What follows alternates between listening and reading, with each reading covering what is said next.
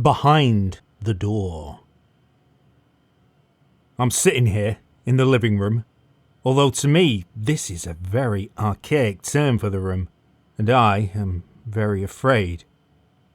I hear the sounds coming down the hallway in this small apartment, along with the other sounds that emit from the building, and all of them make me very afraid.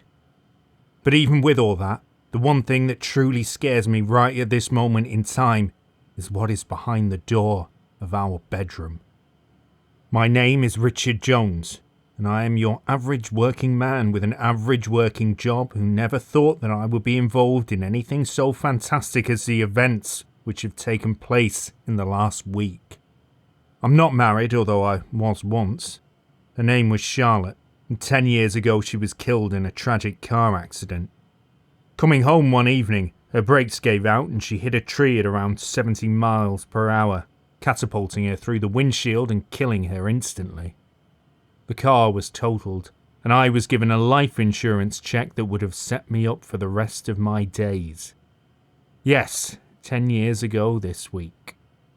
And tonight, I sit here, afraid. It all began on Monday morning, just before leaving this small apartment at 282 Windsor Drive on the outskirts of the city. I was finishing my coffee when Marcy, the lady I'd hired to come and cook and clean for me, I was never very good at either, said, "You got a phone call while you're in the shower?"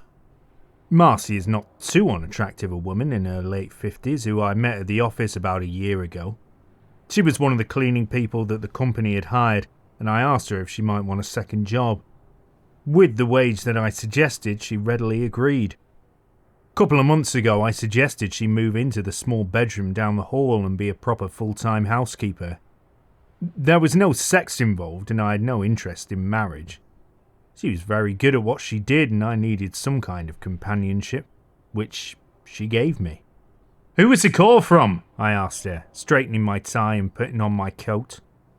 "The lady didn't leave her name, only that she would try again later," Marcy answered as she cleared away the breakfast dishes. "Well, I guess I was cut short with the ringing of the phone. Walking from the kitchenette, which had a small table in it for my meals, Marcy ate in her own room, I went to the one phone that I had installed beside the front door. I'm not a technophobe, but I do detest cell phones in the home. "Hello?" "I'm coming home, Richard. Wait for me." The distinct sound of the click as the party hung up was the loudest sound that I had ever heard. The voice that spoke to me was exactly that of my dead wife. It was the last words she had said to me prior to her accident. I stood frozen for a moment and was only aware that Marcy had walked up to me when I heard her ask, "Is everything all right, sir?" Yes, I tried to cover. "Everything's fine. It's just a wrong number." "Will he be home for dinner?" she asked. "Yeah, if I can make it. I'll call otherwise. Expect me around 7, I said as I made my way out the door. By the time lunch had rolled around, I had all but forgotten about the phone call of that morning. It might have been a wrong number, and the other party had assumed that they would reach the person that they were trying to get a hold of to tell them that they would be home soon. After all, I'm not the only Richard in the world. I was home by 7, just as I had told Marcy, and she had prepared a wonderful dinner. We sat and talked and watched some television until about 10:30, when she retired to her room. I suppose I had started to doze off just around 11:13 when the sound of the ringing phone brought me suddenly to my feet. I picked up the receiver. "Hello?" "I'm coming home, Richard," the female voice said. "I believe you have the wrong number," I told her. "Wait for me," she said, and hung up. I put the phone back into its proper place. Looking at my watch, it dawned on me what time it was. 11:13.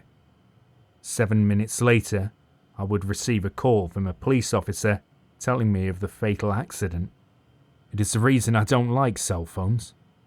It was on one of those things that my wife had called me, telling me that she was coming home and to wait for me. A cold shiver ran down my back.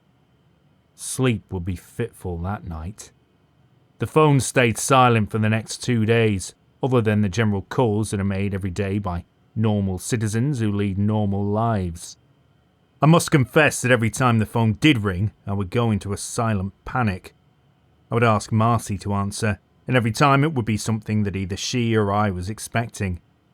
No calls from dead wives, thank God. Until 11:13 on Thursday evening. It was Marcy's night off. She would be going to visit friends across town and would not be home until the next morning. "Hello?" I said, answering the ringing phone, not noticing the time until it was too late.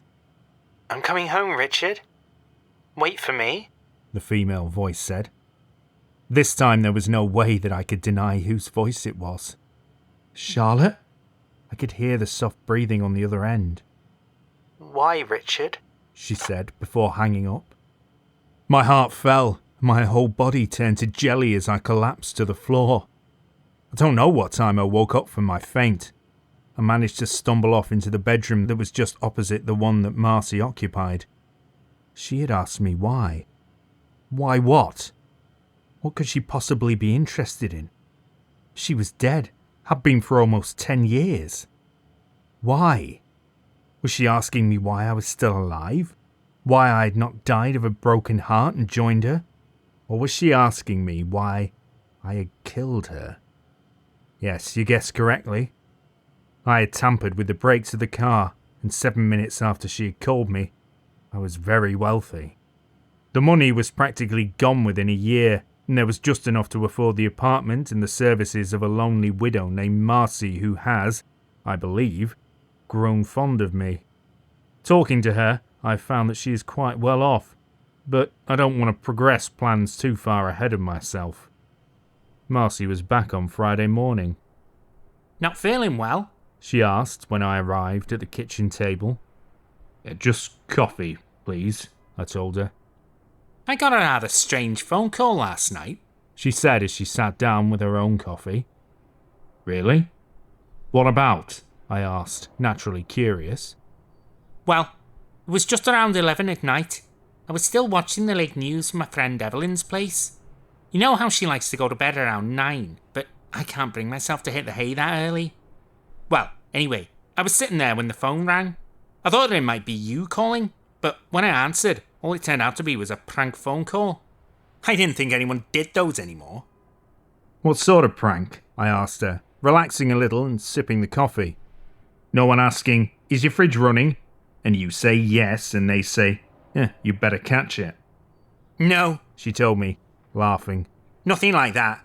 No, this was a woman who only told me to be careful, that she would be home soon, and to let Richard know that he should wait. She hung up, and then I went to bed." I know that Marcy saw all of the blood drain away. "You alright?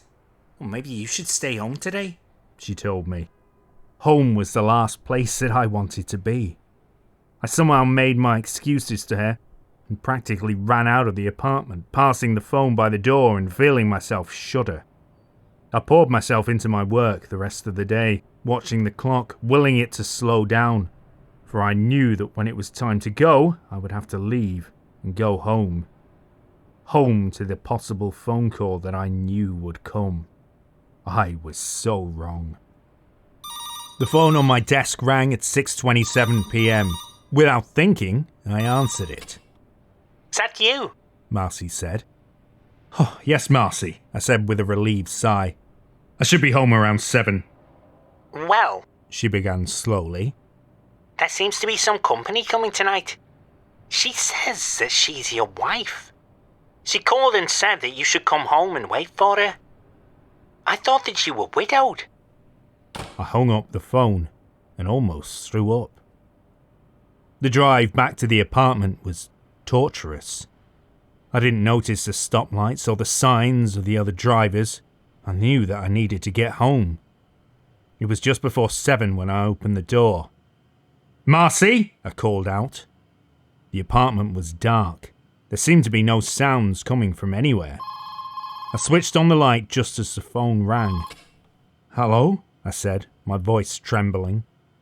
"I'm coming home, Richard. Wait for me," Charlotte said. "Who the hell is this?" I yelled. Don't you know me, Richard? You should. After all, we aren't married, she told me, her voice dripping with menace. This is not a very good joke, I said, trying to play the whole thing off. If you really needed the money, you should have just asked. Such a shame, but that's all over now. After 10 years, we will finally be together. I really don't like the new body. I think that you could have done a lot better. She hung up the phone. I stood there and stared at the instrument in my hand. What did she mean? From down the hallway, I heard a low moan coming from Marcy's room. Marcy, you all right? I yelled out. Richard, she said, her voice guttural and unclear. My blood froze. I'm coming home, Richard. Wait for me, Marcy said, only her voice was demonic and had the same tonal qualities of Charlotte. Charlotte? I asked, my voice low and trembling. There was a low and hateful laugh that made its way to my ears from the bedroom. So here I sit in the living room, writing these words down in the hopes that my soul will be saved. I confess that I did murder my wife 10 years ago. I wanted the money, just not the woman. I keep hearing the noises coming from down the hallway, and I shudder.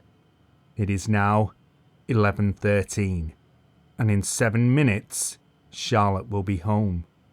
I can hear the creaking of the bones as Marcy's body is being taken over by my long, dead wife. I don't really want to know. I'm afraid to go down the hall and open the door. Epilogue. The butler did it.